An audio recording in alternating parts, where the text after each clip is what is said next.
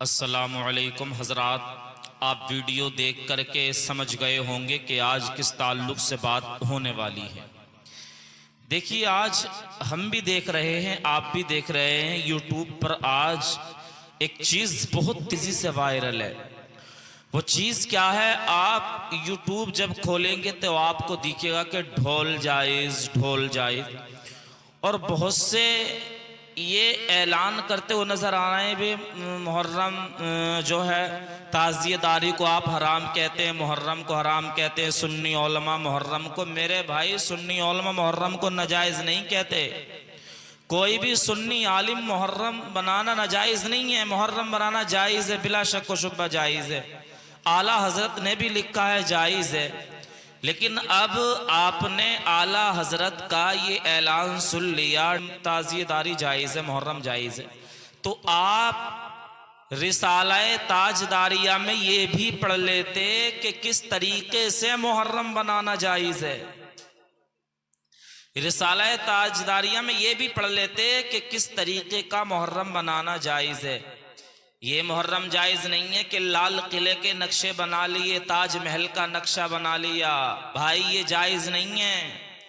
आ जाए कोई भी हमारे सामने, हमारे पास बैठ कर के बात करे और बता दे जायज़ है, फिर हम बताएं जायज़ नहीं है। मुहर्रम बनाना जायज़ उस तरीके का है, यानी जैसा इमाम हुसैन का रोज़ा है, इमाम हुसैन के रोज़े की तरह एक रोज़ा बना दिया जाए और उसे एक जगह रख दिया जाए और ज़ियारत की जाए, ज़ियारत की नीयत से बना दिया जाए। अब बहुत से भौंक रहे हैं साहब, यूट्यूब पर भौंक रहे हैं कि अलग तरीके से कि ढोल बजाना जायज़ है, ढोल बजाना जायज़ है। अबे भाई, ढोल को जायज़ कहने वाले तू मुझे ये बता दे कि किस किताब में आला हजरत ने लिखा है कि ढोल जायज़ है।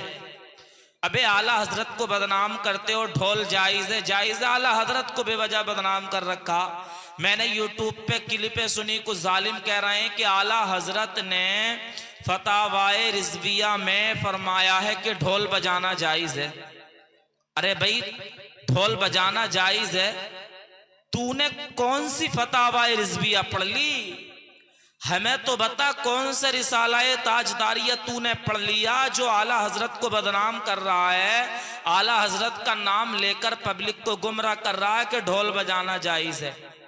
देखे प्यारे भाइयों, आला हजरत ने किसी भी किताब के अंदर ये नहीं लिखा कि ढोल बजाना जायज़ है। आला हजरत ने साफ तौर पर लिखा है कि ढोल बजाना हराम है, हराम है। अब एक बात को पकड़ रहे हैं कई बे, ऐलान के तौर पर ढोल बजाना जायज़ है, ऐलान के तौर पर ढोल बजाना जायज़ है। अरे तो ऐलान के तौर पर ढोल बजाना जायज़ नहीं है, बल्कि उस वक्त में कोई ऐलान करने की चीज नहीं तो दफ हुआ करती थी, दफ जिसमें धमक ज्यादा नहीं होती थी, उस दफ को बजाया करते थे। अब साबित कर दिया ढोल बजाना जायज़ है। भाई, ढोल जायज़ नहीं है। अब इमाम हुसैन के नाम पर तो तुम्हें ढोल बजाना याद आता है। हम तो तब मानेंगे तुम माई के लाल इतने बड़े हो, इमाम हुसैन की बरसी पर तो ढोल बजाते हो, जब तुम्हारे बाप की बरसी हो उस पर भी ढोल बजाओ, तब मानेंगे ना हम। तब मानेंगे जब तुम्हारे माँ बाप का तीजा हो, तुम्हारे माँ बाप का 40वां हो, तुम्हारे माँ बाप का इंतकाल हुआ हो, तब ढोल बजाओ। फिर तो कहोगे मौलाना ये कुरान पढ़ो, सूरह यासीन पढ़ो, ये तिलावत करो, वो तिलावत करो, फिर ढोल याद नहीं आएगा। ये फाता हो जाए, वो कुरान खानी हो जाए। अरे जब तुम अपने बाप के 40वें पर ढोल नहीं बजा सकते तो फिर इमाम हुसैन की बरसी पर ढोल क्यों बजाते हो? क्यों बजाते हो? एक ढोल बजा रहे हैं, ऐलान के लिए ढोल बजा रहे हैं कि मुहर्रम का महीना आ गया। अबे तू मुहर्रम के महीने का ऐलान करेगा तो ढोल से ही ऐलान होगा, ढोल से ही ऐलान होगा। बताओ मेरे भाइयों, ऐलान करना है तो तू मैक में ऐलान करना कि मुहर्रम का महीना आ गया। अब मैक भी तो मौजूद है ना, पहले मैक का सिस्टम नहीं था तो दब बजा दिया करते थे। तो वक्त को देख करके मसला बदल जाया करता है, यानी जैसा वक्त होता है मसला चेंज हो जाता। हाँ, अब ऐसे हालात में कोई फंस गया कि उसे खाने पीने के लिए कुछ मैसर नहीं है, तो जिंदा रहने के लिए वो मरे हुए जानवर का गोश्त खा सकता है। अब भाई तुम तो ये भी कह दोगे कि शरीयत में तो मरे हुए जानवर का गोश्त खाना जायज है, तो जायज तो है, लेकिन सूरत हाल देखो, कौन सी सूरत हाल में जायज है। हर वक्त जायज नहीं है, बल्कि जान का खतरा है उस वक्त में जायज है। मगर भाई अब तो तरह तरह के फितने पैदा हो रहे हैं, तरह तरह के लोग निकल के आ रहे हैं, ढोल जायज है, बेवजह का बवाल फैला रखा है।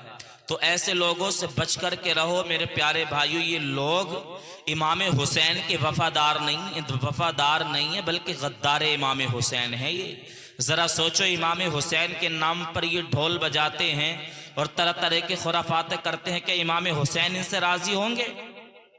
इमाम हुसैन हरगिज राजी नहीं होंगे। तो इसलिए इन लोगों से दूर रहें, ढोल से दूर रहें। इमाम हुसैन के नाम पर लंगर उठाएं, सबील कराएं, इमाम हुसैन के नाम पर मजलिस कराएं, खूब जिक्र कराएं। ये तरीका है। वीडियो ज़्यादा से ज़्यादा शेयर करें और ऐसे लोगों से आप बच करके रहें। अस्सलामु अलैकुम वरहमतुल्लाहि वबरकातुहू।